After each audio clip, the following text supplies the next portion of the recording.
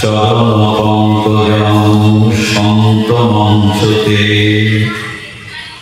রমণাস্তয় স্পর্শাধিরণ। কলিযুগ পাবনতা পরম প্রেমময়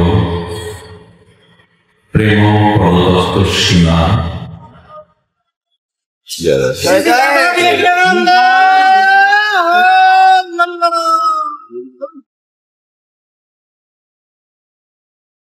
রাসবিলাসের চরম পরিণতি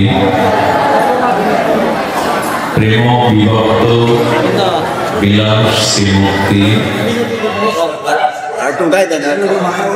স্বপ্রয়োজন বিভাজন সর্বপ্রয়োজন অবতার সাধু শিরোমণি শ্রী শ্রী সচিনন্দন নদিয়া বিহারী শ্রী গৌরহরি পরম পাবন পতিত উত্থান পতিতাবন প্রেম চিন্তামণি দাতা শিরোমণি পরম কারণী পরম দয়াল শ্রী শিরোনিতাই চাঁদের মহানুকম্পায়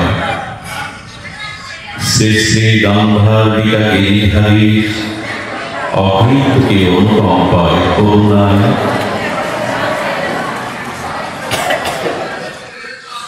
ঋতুনাম কুসুমকার বসন্তে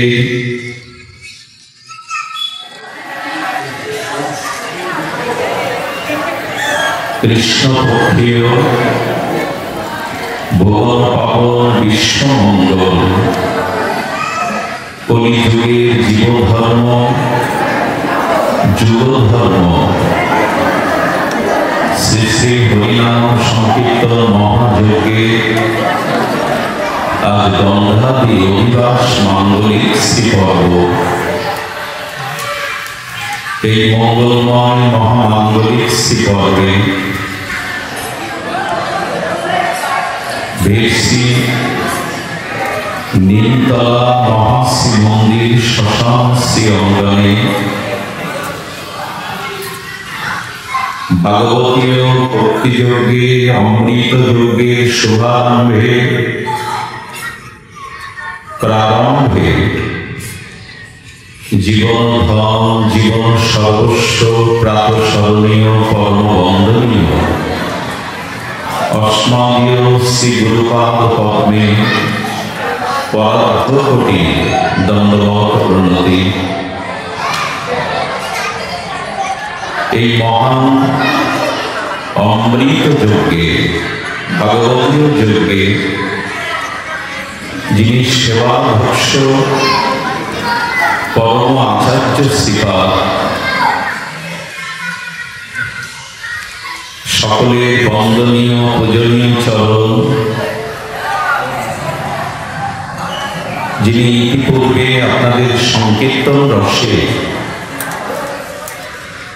হৃদয় প্লাবিত করেছেন, সিক্ত করেছেন, আনন্দ দান করেছেন, সেই পরম শ্রীপাদের চরণে বন্দনা পূর্বক দণ্ডবত প্রণতি। মহাপ্রভুর একান্ত অনুরাগী বৈষ্ণবজন, মহন্তজন, সাধুজন, ভক্তজন, জ্ঞানীজন, মান্যজন, শ্রদ্ধাশীলা, ধর্মশীলা, কল্যাণিয়া দেবীমূর্তি মাতৃগণ, সমাগত শ্রীনাথ মন্দিরে অঙ্গনে হরিকথা মানুষের দুর্লভ সাধুর সঙ্গে যাদের শোভাগমন হয়েছে এবং আমার অত্যন্ত প্রিয় ব্যক্তিত্ব কালীসাকুলের কৃতি সন্তান শ্রী প্রণব রায়, পীযূষ রায়, এই বিদগ্ধজন, সন্তজন, মহাজন সকলের শুভাগমনে এই আনন্দময় ভাগবত নিকেতনে শ্রীমন্দির শ্রী অঙ্গনে পাঠের প্রারম্ভে আপনাদের সকল ভক্তচরণে ভো ভো বারংবার সশ্রদ্ধ দণ্ডবৎ প্রণতি।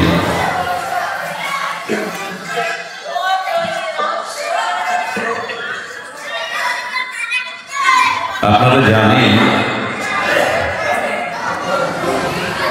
ক্ষুধার সাথে খাদ্যে, রোগের সাথে ঔষধে একটি সম্বন্ধ আছে। যদি রোগ না থাকতো, ঔষধের প্রয়োজন থাকতো না। যদি জঠরগ্নিতে ক্ষুধা না থাকতো, খাদ্যের প্রয়োজন বোধ করি কেউ করতেন না। ক্ষুধা নিবৃত্তি হয়, এই জন্য খাদ্যের প্রয়োজন। রোগ নিরাময় হয়, এই জন্য ঔষধের প্রয়োজন। খাদ্যের সাথে ক্ষুধার সম্বন্ধ স্বাভাবিক। ক্ষুধার্ত ব্যক্তি খাদ্য গ্রহণ করে জবরদস্তিতে নয়, কারো প্রেরণায় নয়। ক্ষুধার্ত ব্যক্তি খাদ্য গ্রহণ করে স্বাভাবিকভাবে, কাউকে উপদেশ আদেশ দিতে হয় না। ঔষধটা প্রয়োজন রোগ নিরাময়ের জন্য, এটি আমরা অনুভব করি। তদুপরি আচার্যপাদ বলছেন, শুধু জঠরের ক্ষুধা নয়, সেই সনাতন চিন্ময় চিত অংশ আত্মারও একটি ক্ষুধা আছে। সে খাদ্য তুমি দাও কি? সেই আত্মার ক্ষুধা খাদ্য, সেটি কি তুমি আত্মাকে দাও? রোগ নিরাময়ের জন্য ঔষধাদি ব্যবস্থা, তেমন তোমার এই মনুষ্য জীবনে শুধু বাহ্যিক নয়, দেহের রোগ নয়, তোমার মনেরও কিছু ব্যাধি আছে, মনেরও কিছু রোগ আছে। তার ঔষধ কি? প্রতিটি জীবের ঐকান্তিক অভিলষিত তার ইচ্ছা সে যেন সুখী হয়। দুঃখ ভোগ কেউ করতে চায় না। জীবের স্বাভাবিক অভিলাষ সে সুখী হতে চায়। আত্মার খাদ্য, পরমাত্মার খাদ্য, সচ্চিদানন্দ পূর্ণ রস ব্রহ্মের খাদ্য ভগবত কথা, ভগবত গুণ রূপ লীলা। এখানে এই জন্য আমরা আত্মার প্রশস্তির জন্য, আত্মা কল্যাণের জন্য, আত্মার প্রসন্নতার জন্য হরিকথা শ্রবণে ব্রতী হয়েছে। এটা আত্মার খাদ্য। বাইরে রোগের কারণে ঔষধের প্রয়োজন, তেমনি আমাদের একটি রোগ আছে, সেই রোগের নাম ভবরোগ। কি বলা হলো? ভবরোগ কাকে বলে? কোন কোন মাতৃ জঠরে জন্মগ্রহণ করা, কোন কোন জন্ম মৃত্যু জরা ব্যাধি আপত্তনশীল সংসারে পরিভ্রমণ করা, এটাই ভবরোগ। পুনর্জন্ম দুঃখাত। ভগবান বলেন পুনর্জন্মই দুঃখের কারণ। পুনর্জন্ম না হলে কর্মফল, মৃত্যু, জরা ব্যাধি আমাকে গ্রহণ করতে হতো না। এই জন্য পুনঃ পুনঃ জন্ম মৃত্যু, পুনঃ পুনঃ এই চক্রে আবর্তন হওয়াই হলো ভবরোগ। আর এই ভবরোগের একমাত্র মহা ঔষধি ভগবত ভক্তি, ভগবানের দিব্য নাম রূপ লীলা কথা শ্রবণ। এটি ভবমহা রোগের একমাত্র ঔষধ। মানুষের অভিলষিত ইচ্ছা সুখ প্রাপ্ত হওয়া, সুখী হওয়া। কি করে সেই সুখ প্রাপ্ত হওয়া যায়? তবে সুখ বললে ভুল হলো। এই জগৎ শুধু সুখময় নয়, দুঃখময় বটে। দিবারাত্রি, সুখ দুঃখ, শীত বসন্ত, এই জগতের দ্বৈত নিয়ম। এই জন্য এখানে সুখ থাকলে দুঃখটাকেও নিতে হবে, সম্মান থাকলে অসম্মানও নিতে হবে। এখানে শীত শুধু নিলে হবে না, বসন্তও নিতে হবে। এই দ্বৈত বৃত্তি দিয়ে এই প্রপঞ্চময় জগৎ। এই জন্য জীব সুখ চায়, তবে অখণ্ড সুখ। যে সুখ প্রাপ্ত হলে দুঃখ পুনরায় তার জীবনে আর আগমন করবে না।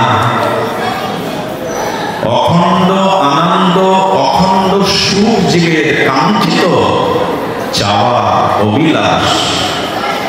কি করে পাবো, সেই প্রসঙ্গে আজকের আলোচনা।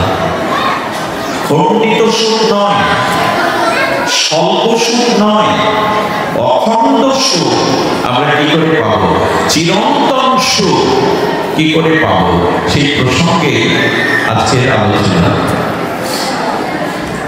ব্রহ্মাদি, নারদাদি, শনকাদি, ভাগবত, পরমহংস, আচার্যগণ এ বিষয়ে তাদের মননে, তাদের অনুধ্যানে তারা তাদের অপরোক্ষ অনুভূতি গ্রন্থের দ্বারা আচার্যগণ জানিয়েছেন।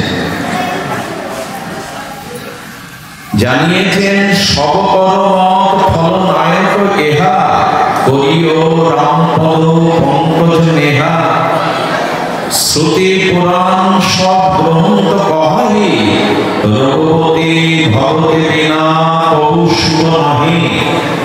এটা রামচরিত মানসে গোস্বামী তুলসীদাস, এই আচার্য তার বিখ্যাত ভুবন বিদিত অসামান্য অনবদ্য গ্রন্থ রামচরিত মানসে বলছেন, ব্রহ্মাদি, শিবাদি, সুখদেবাদি, ব্যাসদেবাদি আদি মহাজনগণ, আচার্যগণ বলেছেন, শ্রী ভগবৎ চরণে বিশুদ্ধ ভক্তি ব্যতীত, শ্রী ভগবানের চরণে পূর্ণ শুদ্ধ নিষ্কাম প্রীতি ব্যতীত এই পৃথিবীতে অখণ্ড আনন্দ, অখণ্ড সুখ সে পেতেই পারে না। রসময় রসিকেন্দ্র মৌলি রসিক সেবার অখণ্ড পূর্ণ আনন্দময় ভগবৎ চরণে যতদিন প্রেম ভক্তি প্রীতি আমাদের সঞ্চারিত না হবে, সেই প্রীতি সমর্পিত না হবে, ব্রহ্মা বলেন, শনকাদি, সুখদেব বলেন, সে ব্যক্তি সুখ পেতে পারে না। সুরিধ সর্বভূতানাং জ্ঞাতাং শান্তি বিশ্বতি।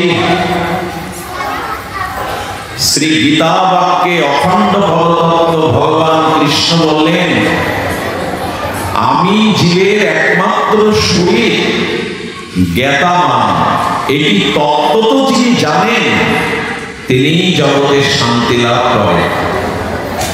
ভগবানকে জানা, ভগবৎ চরণে নিজের অনুরাগ প্রীতি সমর্পণ করায়, ভগবৎ চরণে ভক্তি উদয় হওয়াই হলো অখণ্ড পরমানন্দ সুখ পাওয়ার একমাত্র উপায়। ভিন্ন কোন উপায় জগতের মহাজন বলে যায়। বঙ্গজননী বঙ্গ ভাষায় কলির ব্যাস অবতার শ্রী বৃন্দাবন দাস ঠাকুর তার অমর গ্রন্থে শ্রী চৈতন্য ভাগবতে বললেন, কৃষ্ণ বিনা সুখ দিতে নাহি অন্যজন, থাকিলেও বিদ্যাপতি উচ্চ কুলে জনম। জনলব্ধা চপলালভাং মান্নাতে নাধিকাং তত, যস্মিন স্থিত ন দুঃখেন গুরুণাল্লভে বিলাস্যতে। যা প্রাপ্ত হলে আর কিছু পাওয়ার অপেক্ষা থাকে না, যা লাভ করলে অন্য লাভের প্রয়োজন হয় না, যাকে জানলে আর জানার অবশিষ্ট থাকে না, সেই ভগবত চরণেই ভক্তি হলো অখণ্ড আনন্দ, পরমানন্দ সুখ। বিদ্যা কুল এর দ্বারা সুখী হলে যারা বিদ্বান, যারা ধনী, তারা জগতে সুখী হতো। কৃষ্ণ বিনা সুখ দিতে নাহি অন্যজন, থাকিলেও বিদ্যা কোটি উচ্চ কুলে জন্ম। যতই উচ্চ কুলে জন্ম নেই, যতই কোটিপতি হই, ধনাঢ্য হই, যতই বিদ্যার পারঙ্গম, বিদ্যার বৈদুষ্য প্রাপ্ত হোক, ভগবান ভক্তি বিনা সে সুখী হতে পারে না। এই জন্য গোস্বামী বললেন, রঘুপতি ভগত বিনা সুখ নাহি, ভগবান চরণে ভক্তি বিনা সুখ নাই। কিছু দৃষ্টান্ত দিয়েছেন। কমট পিট যাহাই বড় বাড়া, বন্ধা সুত বড় কাহিও মারা, ফুলভি নববধূ বহুবিধ ভোলা, জীর্ণা লহ শুভ হরি প্রতিকূলা। আহা, কি মর্মার্থ, কি সংবেদনশীল অনুভূতির ভাষা। গোস্বামী বললেন, কুর্ম কচ্ছপের পিঠে কখনো চুল গজায় যদি কচ্ছপের পিঠে, কুর্মের পিঠে কখনো চুলও গজায়, আর যদি বন্ধা নারীও কখনো সন্তান জন্মদান করে, যদি আকাশে কখনো ফুল ফোটে, আকাশ কুসুম ফুল ফোটে, ঘটনাক্রমে ঘটতে পারে, কিন্তু ভক্তি বিনা, গোবিন্দ চরণ বিনা কেউ সুখ পেতে পারে না, নিশ্চয় হি ভাবে বলেছে। যদি কখনো অঘটন ঘটে, আকাশে ফুল ফোটে, আকাশ কুসুম হয় না, বন্ধা নারীও যদি কখনো মা হয়, হতে পারে সম্ভব। কচ্ছপের পিঠে, কুর্ম পিঠ দেশে যদি চুল গজায়, অসম্ভব নয়। কিন্তু ভগবত চরণে ভক্তি বিনা কেউ সুখ পেতে পারে না, এটা নিশ্চিত, এটা সম্ভব নয়। তৃষা যাও গরু মৃগ জল পানা। আহা, কি দৃষ্টান্ত! মৃগ, হরিণী বা হরিণ, আর জলতৃষ্ণায় পিপাসায় উৎকণ্ঠিত হয়ে যদি মরুর বুকে চলে যায়, সূর্যের কিরণমালায় মরু বা মরুর বুকে দূর থেকে দেখলে মনে হয় বাতাস আর বালুর তরঙ্গে মনে হয় যেন জলের তরঙ্গ খেলছে, এমনটা মাঝে মাঝে মনে হয়। মরুর বুকে বায়ু বেগে মাঝে মাঝে মনে হয় যেন জলের তরঙ্গ হচ্ছে। এই অনুভূতি অনেকের হয়েছে মরুভূমিতে গেলে।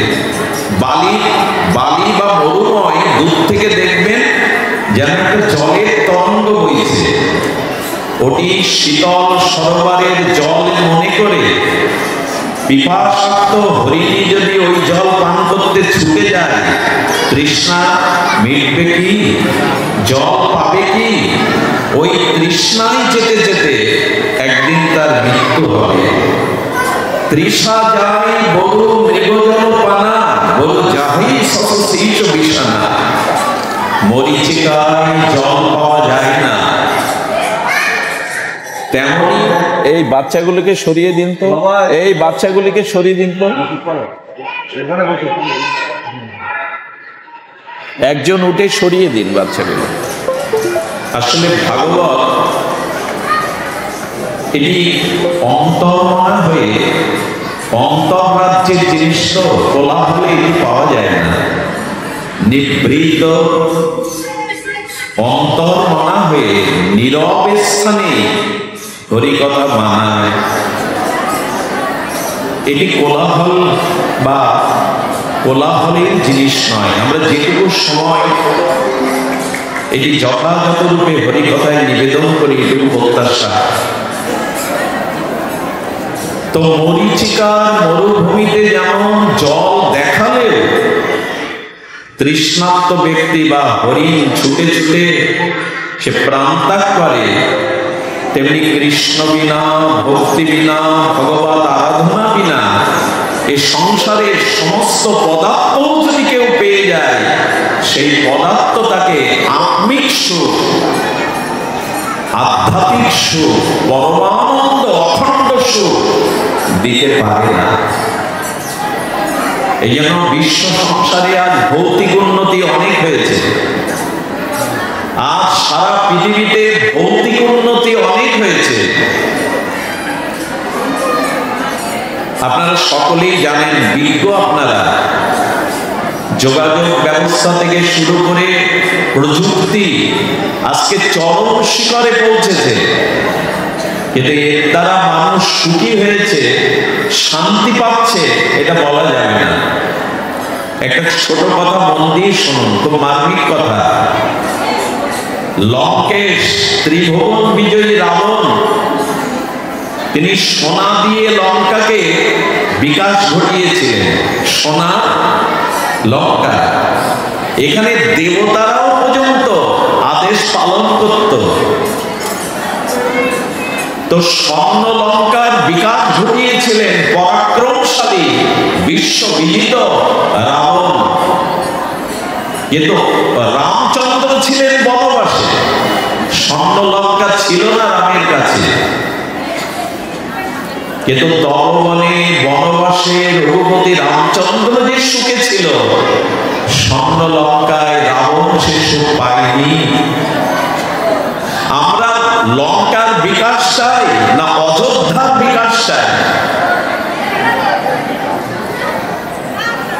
আজকে সোনা দিয়ে মুড়িয়ে দিতে পারলেই সুখী হব, রাবণ হতে পারেনি, এটাই দৃষ্টান্ত।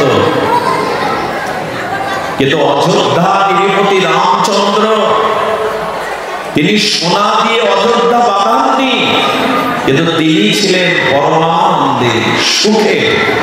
এই জন্য ভৌতিক বিকাশ যতই উন্নতি আসুক, ভগবত চরণে ভক্তি বিনা, আত্মকল্যাণ বিনা, বাবা ওদের একটু সরিয়ে দাও না বাচ্চাগুলি রে।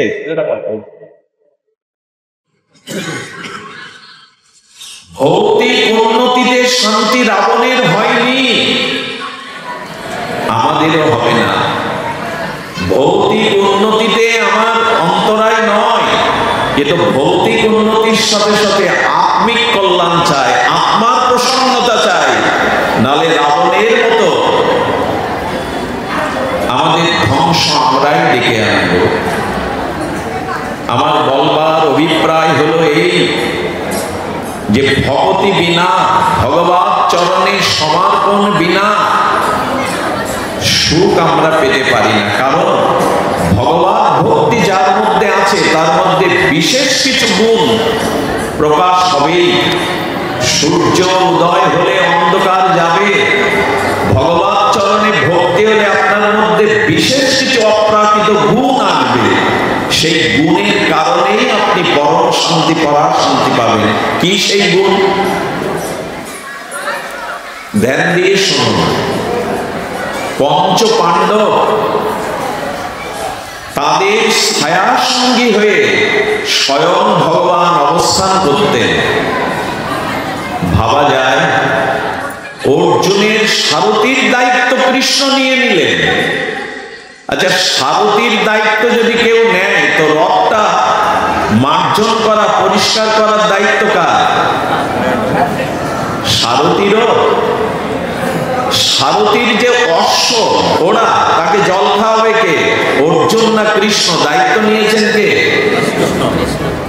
অর্জুন যে জায়গাটায় বসতেন ওইখানটা পরিষ্কার করে দিতেন কৃষ্ণ। ভোজন, শয়ন, জলকে দিয়ে একসাথেও করেছেন। ভাবা যায় জগৎ বিধাতা পুরুষোত্তম ভগবান পিয়নের কাজ করেছেন, একরকম দাসের কাজ। পাণ্ডবদের পক্ষ সন্ধির প্রস্তাব নিয়ে গোবিন্দ নিজে হস্তিনাপুরে দুর্যোধনের কাছে গেছেন, পত্র বাহকের কাজ করেছেন ভগবান। প্রশ্ন হলো, কি সৌভাগ্য ছিল পাণ্ডবদের যে স্বয়ং ভগবান ছায়ার মতো তাদের জীবনে ছিল। এর কারণ ব্যাসদেব উল্লেখ করেছেন, খুব ধ্যান দিয়ে শুনুন, আমাদের জীবনে একটা সিদ্ধান্ত পেয়ে যাব। দেখুন, যুধিষ্ঠির হলো ধর্মরাজ, ধর্মের মূর্ত প্রতীক। ভীম হলো বলের প্রতীক, শুনছেন নিশ্চয় মন দিয়ে। যুধিষ্ঠির ধর্মের প্রতীক, ধর্মরাজ। ভীম হলো শক্তি বা বলের প্রতীক। অর্জুন হলো ভগবানের আত্মার প্রতীক, অন্তরাত্মার প্রতীক। সখা তো প্রাণপ্রিয় সখা, প্রাণ আত্মা। নকুল হলো বুদ্ধি স্বরূপ, আর সহদেব হলো সর্বত স্বরূপ, তিনি ভগবানেরই আত্মস্বরূপ। এখানে ধর্ম আছে, বল আছে, আত্মা আছে, বুদ্ধি আছে, আর স্বরূপ আছে। তো এগুলি তো কৌরবদের মধ্যেও ছিল, বল ছিল, বুদ্ধি ছিল, মেধা ছিল। কৌরবদের পক্ষে বিশ্বের মতো তপস্বী ধার্মিকও ছিল। কৃষ্ণ কেন কৌরবদের পক্ষ না নিয়ে পাণ্ডবদের ছায়া সঙ্গী হয়ে তাদের গৃহে ভোজন আহার শয়ন করতেন? এর কারণ কি? ভগবান কি পক্ষপাতিত্ব করে? এটা কথার উত্তর দিন। ভগবান পক্ষপাতিত্ব করেন না, সমদর্শী ভগবান, সকলের প্রতি তার সমদৃষ্টি। যেমন সূর্যের কিরণ সকলের প্রতি সমভাবে প্রতিভাত হয়, ভগবান নিরপেক্ষ তত্ত্ব। তবে কেন ভগবান এই পক্ষ নিলেন? একজন এখানে বলেছেন, হ্যাঁ, ভগবান নিরপেক্ষতা মাঝে মাঝে হারায়।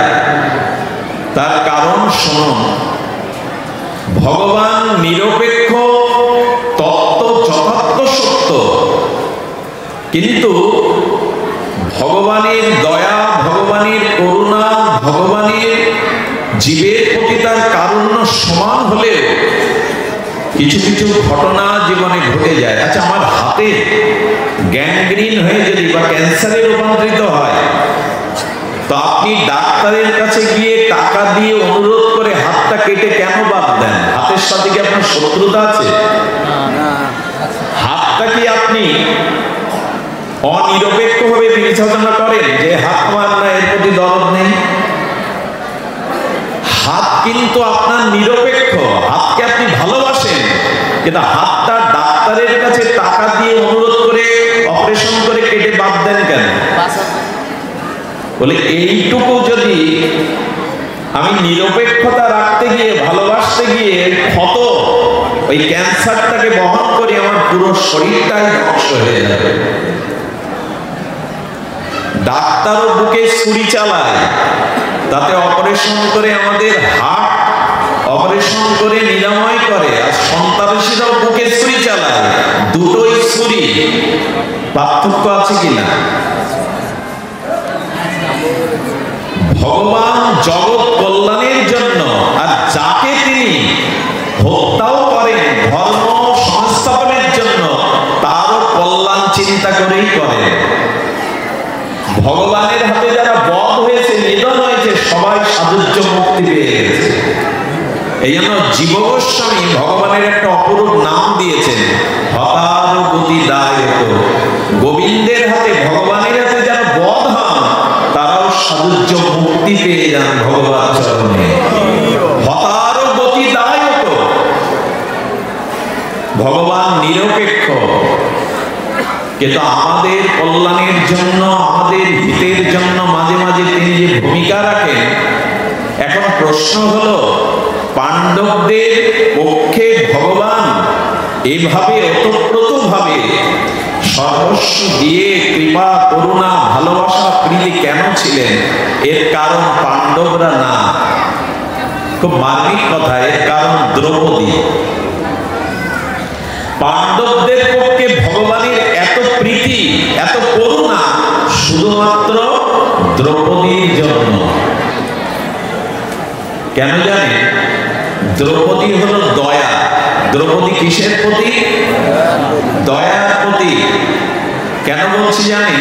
অশ্বত্থামা দ্রৌপদীর 5 পুত্রকে মস্তক ছেদন করে পাণ্ডবদের বধ করার ফলে ঘুমিয়ে থাকা দ্রৌপদীর 5 পুত্রকে মস্তক কেটে দুর্যোধনকে উপহার দিয়েছিলেন। আপনারা জানেন অর্জুন অশ্বত্থামাকে প্রতিজ্ঞা করে ধরে এনেছিলেন চুরির মুঠি ধরে, তোমার সামনে তার মস্তক ছেদন না করা পর্যন্ত আমি জল স্পর্শ করবো না। কৃষ্ণ বলছেন ওর মাথা কেটে দাও, আততায়ী। জয় রাধা। দ্রৌপদী পঞ্চপুত্র অশ্বত্থামা তাদের মস্তক ছেদন করেছেন। অর্জুন প্রতিজ্ঞাবদ্ধ অশ্বত্থামার মস্তক ছেদন করবেন, আততায়ীকে হত্যা করবেন। দ্রৌপদী হাত জোড় করে বলছেন, সন্তান হারা বেদনা আমি উপলব্ধ করে সেই বিরাহ অশ্রু আমার বুক ভেসে যাচ্ছে।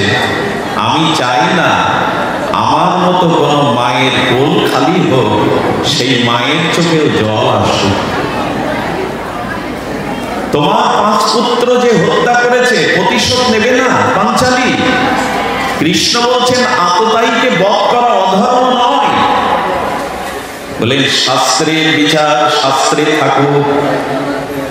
আমার হৃদয় বলছে গুরু দ্রোণাচার্যের পুত্র উনি, গুরুপুত্র ব্রাহ্মণ। দ্বিতীয়ত আমার কোল খালি হয়ে সন্তান হারানোর বিরহ বেদনার অশ্রু আর কোন মায়ের কোল খালি হোক আমি চাই না।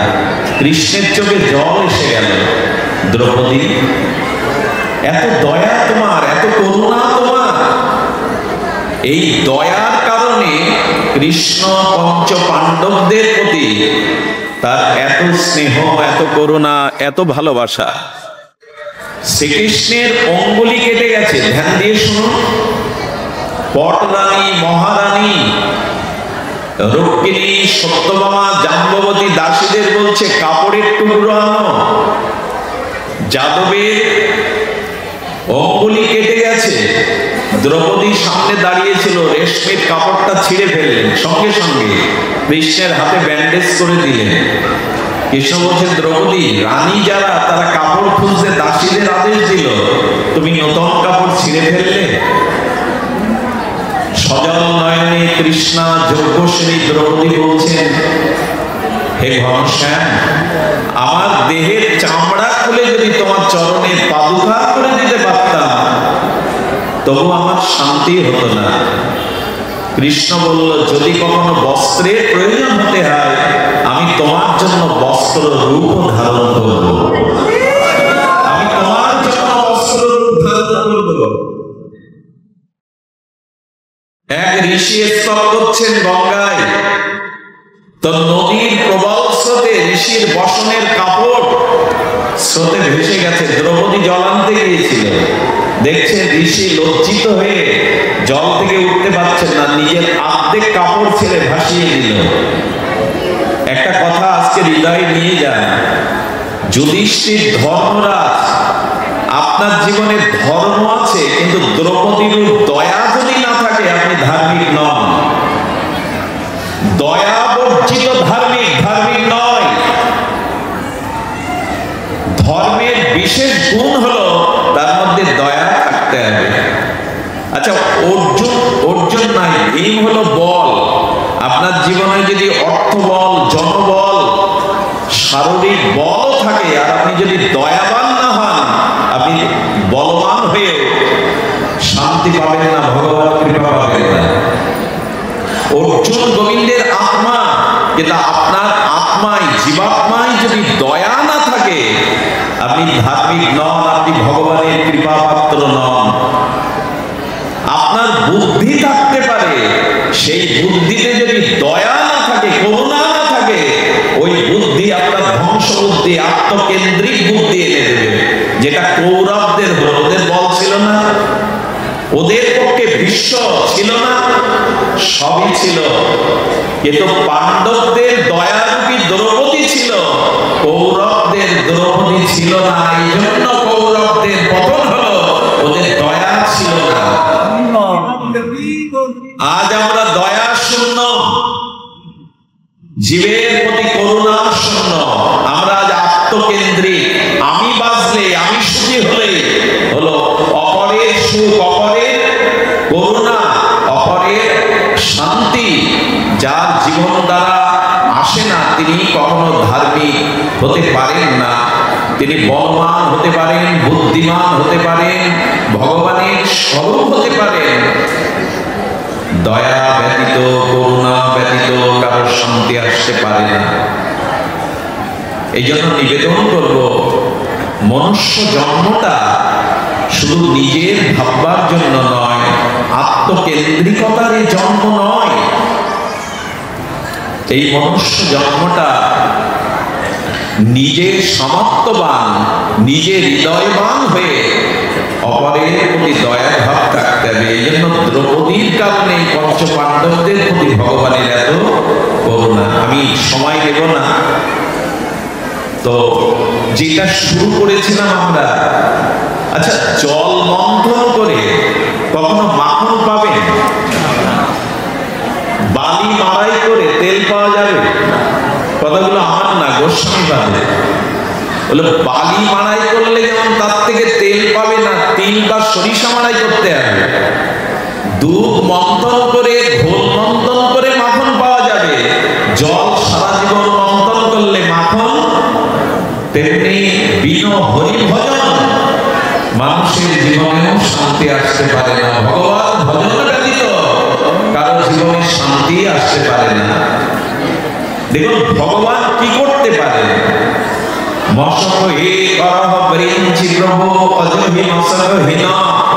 কি অদ্ভুত মহিমা ব্যক্ত করেছেন। ভগবান চাইলে ব্রহ্মাকে মশাই তৈরি করতে পারেন, মশা। ভগবান সর্বশক্তিমান চাইলে ব্রহ্মাকে মশা তৈরি করে দিতে পারেন বিন্দু আকারে। ভগবান চাইলে পথের ফকিরকে সম্রাট করে দিতে পারেন। এই জন্য ভগবানেরই এই করুণা, এই কৃপা, এই শক্তি আছে। আমার নিবেদন, আসুন ভগবান চরণে আমরা সমর্পিত হই। তবে এটা মুখে বললে, এভাবে পাঠ শুনলেও হবে না। ভগবান চরণে শরণাগতির উপায় হলো প্রথমে চিত্ত নির্মল করা। আর এই নির্মল চিত্ত দিয়ে সাধু সঙ্গের দ্বারা ভগবানের নাম রূপ লীলা কথা নিত্য নিরন্তর শ্রবণ করতে করতেই ভগবান চরণে রতি, মতি, আসক্তি, প্রীতি এগুলো বোঝায় হবে। আমি বারবার একটা দৃষ্টান্ত দেই, যে কাপড়টা ময়লা ওখানে ডিটারজেন্ট আর সাবান দিয়ে ঘষুন, কিন্তু জল প্রয়োগ করবেন না, ময়লা যাবে কি? পরিষ্কার হবে কি? সাবান বা ডিটারজেন্টে বস্ত্রের ময়লা পরিষ্কার হয়, কিন্তু জলের ব্যবহার চাই। জল না দিলে হবে কি? তেমন যার জীবনে জলরূপ সাধু সঙ্গ নেই, যার জীবনে সাবান রূপ হরি কথা, হরি নাম নেই, তার ভগবান চরণে রতি হতে পারে না। এই জন্য সাধু সঙ্গে হরি কথা এই জীবনে একমাত্র পাওয়া। একটু ব্রজ কথা বলে আজকের পাঠ বিশ্রাম রাখি। সেটি হলো কৃষ্ণহারা বিরোহী গোপীগণ শ্রীরাম বৃন্দাবনে বিরহ কাতর হয়ে মাথুর বিরহে তারা গোবিন্দকে অন্বেষণ করছেন।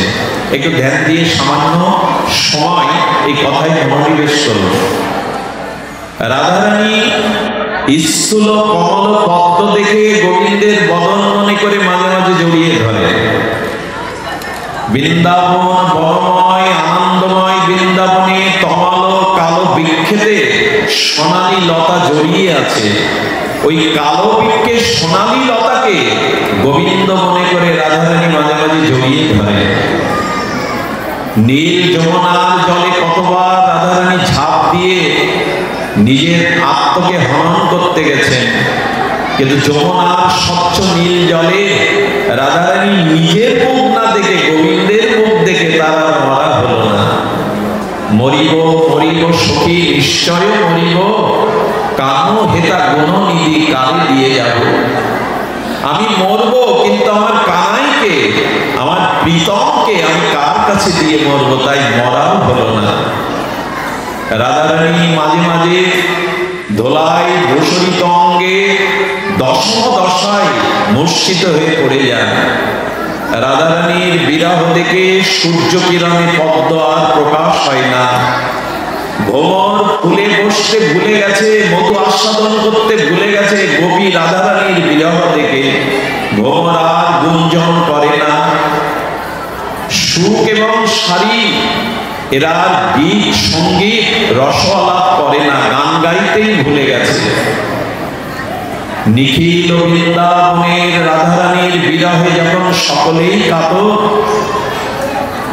রাধারানী মাঝে মাঝে দশম দশায় বিরহ কাতরা হয়ে আর কোন গাছের শাকে বায়ুস বা কাককে ডাক দেখলে হাত জোড় করে মাঝামাঝি বলতেন, হে বায়ুস, হে ব্রাত, তুমি যাও মথুরায় গিয়ে প্রাণনাথকে বলো কৃষ্ণ বিরহে রাধারানীর শুষ্ক অঙ্গে আগুন ধরে গেছে, আর ঘরে যদি আগুন লাগে বাইরের শিকলটা কেউ খুলে দিলে বাঁচবার উপায় পায়। গোবিন্দ বিরহে আমার চিত্তে যে বিরহের অনল জ্বলছে, আমার প্রাণ পশুটা পুড়ে মরছে, কৃষ্ণকে বলো কাল আসবো বলে যে আশার শিকল টেনে দিয়েছিল ওটা যেন খুলে দিয়ে যায়। মথুরাতে পূর্ণিমা হয় না, না? ভ্রমরকে ডেকে ডেকে রাধারানী বলছেন, ভ্রমর রে, মথুরায় কি পূর্ণিমা হয় না? পূর্ণ চন্দ্র উদয় হয় না? ভ্রমর রূপী রাধারানী বিবেক যেন বলছেন, সূর্য উদয় পৃথিবীতে সবখানেই হয়, তেমনি করে পূর্ণিমাও পক্ষকাল পরে উদয় হয়।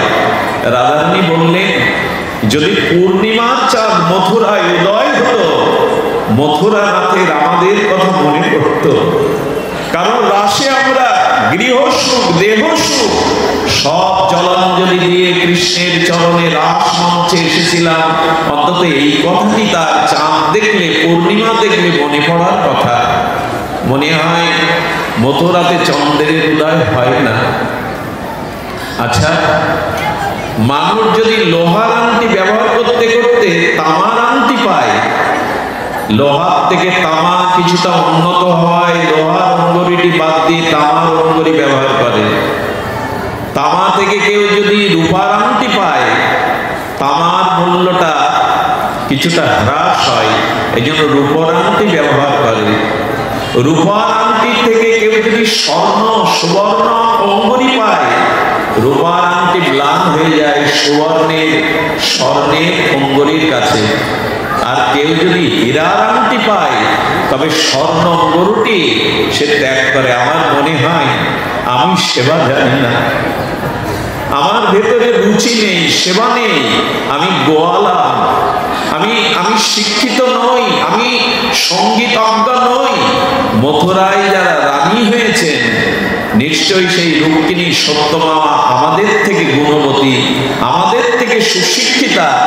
এই জন্য সোনার আংটি পেলে যেমন আর লোহার আংটির দরদ থাকে না, কৃষ্ণ মনে হয় তাদেরকে আমাদের কথা ভুলে গেছে, মনে হয় আমাদের কথা ভুলে গেছে।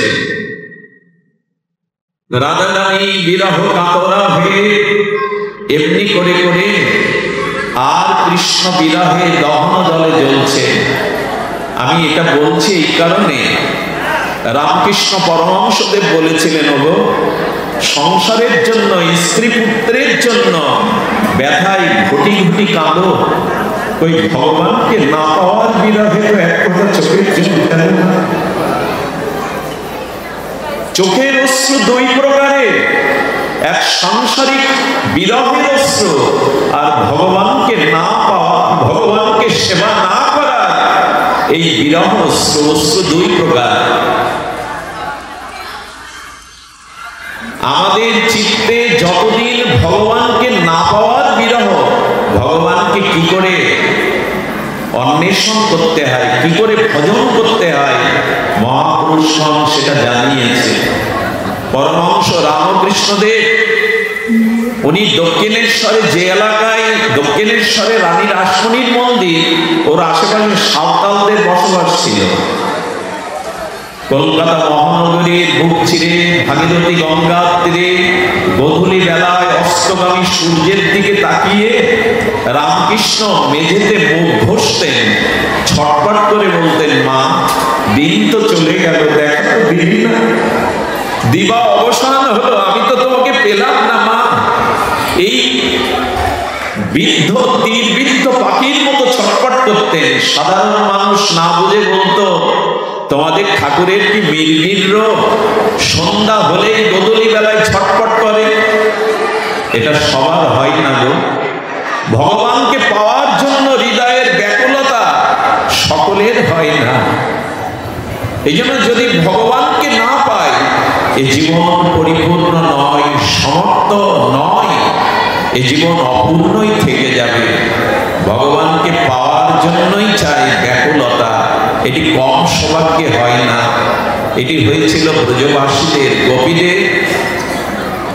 আর গোপীদের ভালোবাসা শুধু গোপীদের মধ্যে সীমাবদ্ধ না। গাভীগুলো মথুরার পানে তাকিয়ে হাম্বা হাম্বা রবে তারা, তাদের বেদনা জাগাত। বাছুরগুলো, বৎসগুলো মায়ের পাটের দুগ্ধ পান করতে করতে গাল সিদিয়ে ঝরে যেত, দুগ্ধটা গলৎকরণ করতে পারত না, এমনি তাদের বিরহ। বৃন্দাবন নীরব নিস্তব্ধ হয়ে যেন কৃষ্ণের জন্য বিরহ কাতর। বৃক্ষ, যমুনা, গোপীগণ। যশোদা বলছেন নন্দ বাবাকে, আমার কানাইকে নিয়ে এসো। রথ যখন ফিরল নন্দ বাবা একা, যশোদা বড় আশা নিয়ে ননি মাখন থালা নিয়ে কৃষ্ণ এসেছে এই ভেবে রথের কাছে গিয়ে দেখলো এক মহারাজ নামছেন, আমার গোপাল আসেনি। যশোমতী মা বলেছিল, কানাইকে নিয়ে আসতে পারলে না তো তুমি কেন ফিরেছ? আচ্ছা তুমি কি পিতা? কৃষ্ণ কি তোমার সন্তান? বলে এই প্রশ্ন তুলছ কেন? বলো, রাম বনে গেলে দশরথ রাম রাম রাম রাম 6 বার উচ্চারণ করে প্রাণ ত্যাগ করলো, আর কৃষ্ণ চলে গেল, তুমি প্রাণ নিয়ে ফিরেছ, তুমি মরতে পারোনি। দশরথ তো রামের পিতা, রামের সঙ্গে সে দেহ ত্যাগ করলো, তুমি বেঁচে আছো কেন? একথা বলতে পারে যশোদা স্বামীকে? নন্দ বাবার উত্তরটাও বড় মার্মিক। নন্দ বাবা বললেন, যশোদে, আমার কৃষ্ণ যদি ফিরে আসে আর এসে যদি বাবা বাবা বলে ডাকে, সেদিন যদি আমার বুকে মাথা না রাখতে পারে, আমি ডাকে সাড়া না দিতে পারি, আমার কানাইয়ের বড় কষ্ট হবে, ব্যথা হবে। তাই মৃত্যুকে এড়িয়ে জীবনটাকে ধরে রেখেছি, কবে কানাই এসে বাবা বলে ডাকবে। আমি চলে গেলে কানাই ব্রজে ফিরলে কষ্ট পাবে। এই হলো প্রীতি। নিজের সুখের চিন্তা এরা করে না। যশোদা মা চোখে দেখে না, চোখ বন্ধ সেজেই বসে আছে, কানাইকে না দেখলে আমি চোখে। আচ্ছা মাঝে মাঝে বলতেন, মহারাজ আমার ডান স্কন্ধ লাফাচ্ছে, ডান চক্ষু লাফাচ্ছে, মনে হয় শুভ দিন, আমার গোপাল বুঝি আজ আমার কাছে ফিরবে। নন্দ বাবা অন্তরে কাঁদতেন, বাইরে কাঁদতে পারতেন না।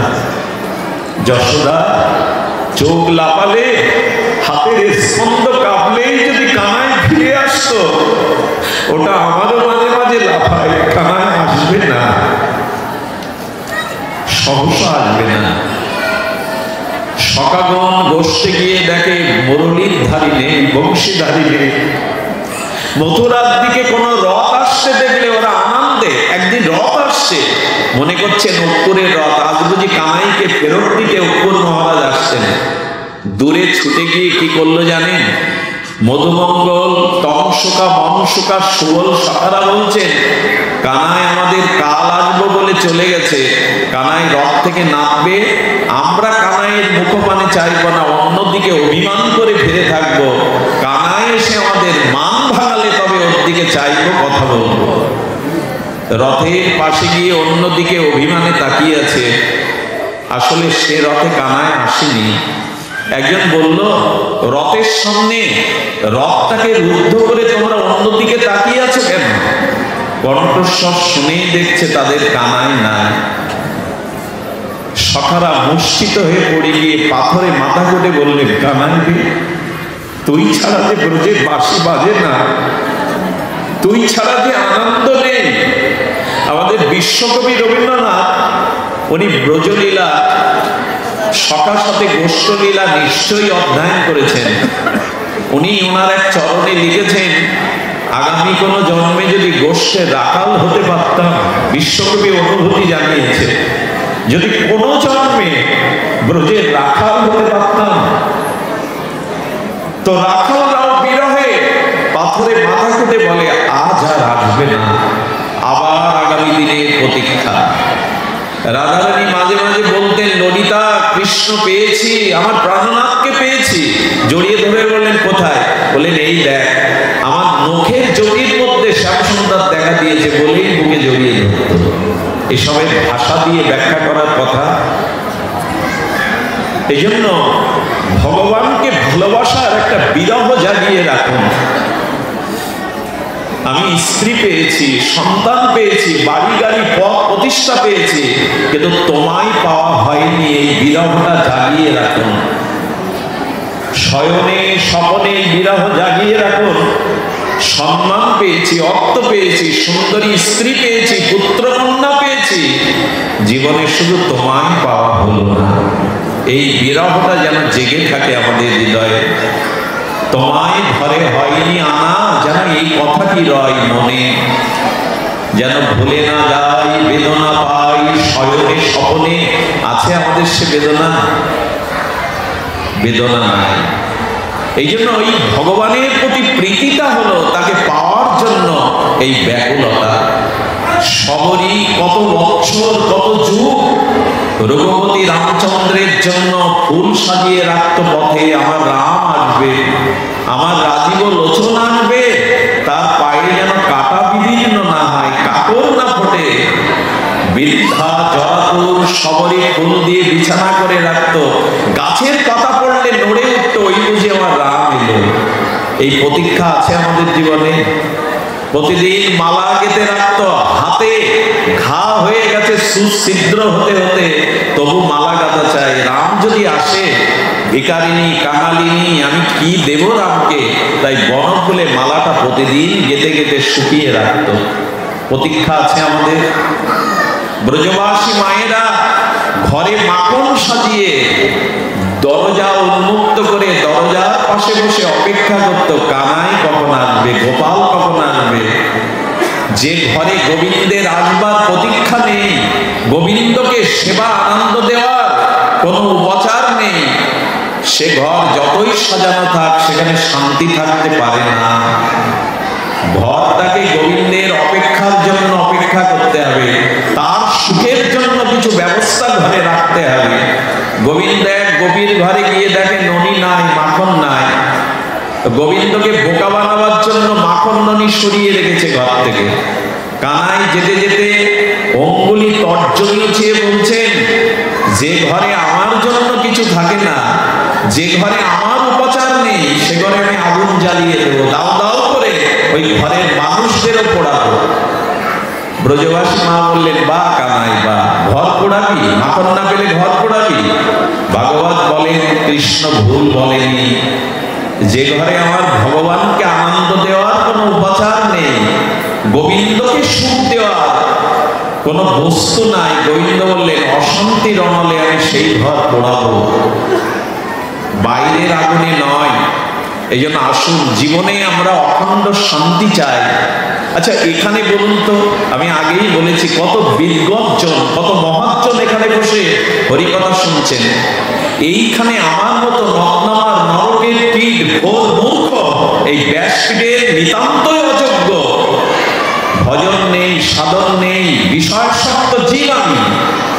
যদি কৃপা করে ভগবান দুটি ভাগবত কথা প্রবচনের দ্বারা আপনাদের কর্ণে গিয়ে এখন যে মানসিক শান্তিতে আপনারা আছেন, এটা বোধ করি অন্য সময় পাওয়া যায় না। আমাদের মস্তিষ্কে, আমাদের হৃদয়ে যে একটা অনাবিল সুখানুভূতি জেগেছে, এটা বিষয় সংসারে থেকে পাওয়া যায় না। এখানে দেখবেন কারো মনে কোনো বিকার আসছে না, চিত্ত মাঝে একটা অনাবিল প্রশস্তি, প্রসন্নতা আত্মায় কাজ করছে। শুরু করেছিলাম, ক্ষুধার্ত ব্যক্তিকে উপাদেয় খাদ্য দিলে যেমন তার তুষ্টি আসে, পুষ্টি আসে, আনন্দ আসে, তেমনি আত্মাকে ভগবানের নাম রূপ লীলা কথা খাদ্য দিলে আত্মার তুষ্টি হয়, পুষ্টি হয়, প্রসন্নতা আসে হৃদয়ে। এই জন্য হরিকথা, এই জন্য ভগবান কথা। সবশেষে অনুরোধ করি, বাইরের যত আলো দেখছেন, এই আলো বাইরের আধার দূর করবার জন্য আমাদের অন্তরের আধার দূর হতে পারে একমাত্র ভগবত আলোকে। বাইরের এই যত আলোর রোশনায়, আলোর ঝর্ণায় দেখতে ভালো লাগে, কিন্তু হৃদয়ের অন্ধকার ওরা দূর করতে পারবে না। এই জন্য সাধুর সঙ্গে ভাগবত জ্ঞানময়, ভক্তিময় প্রদীপ আমাদের হৃদয়ের আধার দূর করতে পারে, অজ্ঞানতা দূর করতে পারে। এই জন্যই ভাগবত। এখানে চরা ভয়, মৃত্যু ভয় থাকে না। পরীক্ষিত মহারাজ সপ্ত দিবস ভাগবত শ্রবণ করে বলেছিলেন, আমি মৃত্যুকে আহ্বান করছি, এসো মৃত্যু, তুমি অতিথি হয়ে আমার কাছে এসো, আমি মৃত্যুকে ভয় পাই না। এ কথা কখন বলতে পারে মানুষ? যখন ভাগবত দিব্য আলোকে তার হৃদয় প্রকাশিত হয়, তখন সে মনে করে মৃত্যু মৃত্যু নয়, আত্মার মৃত্যু নাই। হরিকথা শ্রবণ করে আত্মার প্রসন্নতায় মৃত্যুকেও পর্যন্ত আলিঙ্গন করতে প্রস্তুত করিতে। একমাত্র নির্ভয়তা ভগবত চরণেই দিতে পারে, অন্যখানে দিতে পারে না। ভজ ভরে মন শ্রীনন্দ নন্দন অভয় চরণারবিন্দরে, একমাত্র গোবিন্দ চরণেই আছে নির্ভয়তা। সেটা তো গ্রহণ করতে হবে, মুখে মুখে নয়। সময় চলে যাচ্ছে, মনুষ্য জন্ম হারিয়ে পড়লে আবার পাবো এরকম কোনো ভরসা আশা নাই। যেটুকু সময় আছে আসুন কাজে লাগায়। সংসার অনেক হয়েছে, হাসি খেলা অনেক হয়েছে, ঘর গোছানো অনেক হয়েছে, প্রিয়জনের মুখ অনেকবার দেখেছি, আত্মীয় কুটুম্বকে নিয়ে সুখে থাকতে চেয়েছি, কিন্তু হৃদয়ের শূন্যতা ঘোচেনি, হৃদয়ের শান্তি আসেনি। অপেক্ষা শুধু ভগবানের কাছে প্রীতি, ভগবানের চরণে সমর্পিত, তাতেই আসবে জীবনের আনন্দ, তাতেই আসবে জীবনের পরম প্রাপ্তি। বিনিশ্চিন্তং বদামিতে মন্নতা বাসংসিনে, এই কথাই বললেন হরির অনুপম চরিত্র যদি শ্রবণ করা যায়, তবেই ভগবত চরণে প্রীতি আসবে, ভালোবাসা আসবে। অনুরোধ করি, ভগবানের কথা শুনুন, হরির কথা শ্রবণ করুন, শুদ্ধ ভক্ত সঙ্গ করুন, এর মধ্যে দিয়ে সঞ্চারিত হবে ভগবত চরণে প্রীতি আকুতি। ছোট্ট একটা অনুরোধ করি, আমাদের মহাদেব বাবু এই ভেরসি নিমতলা মহাশ্মশান বা গোবিন্দ মন্দির যেটুকু আপনাদের পূর্ণ সহযোগিতায়, আপনাদের অনুকম্পায়, সকলের প্রচেষ্টায় এই প্রতিষ্ঠান নির্মাণ করে বহুবিধ বৈদিক সনাতন অনুষ্ঠানমালা সাজান। আজকের দিনে, আজকের প্রেক্ষাপটে দায়িত্বটা শুধু তার কাঁধে দিবেন না, আমাদের যার যেটুকু সমর্থ আছে তার প্রতি প্রসন্ন দৃষ্টি দিয়ে দায়িত্বটা বন্টন করে নেওয়াই বর্তমান সময়ে আমাদের কর্তব্য। আশীর্বাদ করবেন, আন্তরিকভাবে প্রার্থনা করবেন যাতে এই যজ্ঞ সম্পূর্ণ এবং এই যজ্ঞ সুসম্পন্ন হয়। আপনাদের কাছে এইটুকু জানিয়ে একটা অনুরোধ করার আছে, আমি আমাদের প্রণব বাবুকে একটু আহ্বান করছি, উনি 2 মিনিট ভাগবত পুষ্পাঞ্জলি যদি কৃপা করে দিতেন। ওনাকে আমি এখনই এখানে আসবার জন্য অনুরোধ করছি। 2 মিনিট 3 মিনিট উনি স্বল্প পুষ্পাঞ্জলি ভাষণাঞ্জলি দিয়ে আজকের ভাগবত বিশ্রাম রাখছেন। বেশিতলা গোবিন্দ মন্দিরে গীতা শিক্ষা স্কুল আছে, প্রতি শুক্রবার সকাল 9টা হতে 10টা। বিপুল আইস এবং শিউলি দেব এরা পরিচালনা করেন, সন্তানদের পাঠাবেন, গীতা শিক্ষায় শিক্ষিত করবেন। আমি দাদাকে আহ্বান করছি, বাবুকে আহ্বান করছি ভাগবতের পুষ্পাঞ্জলি দেওয়ার জন্য। জয় রাম।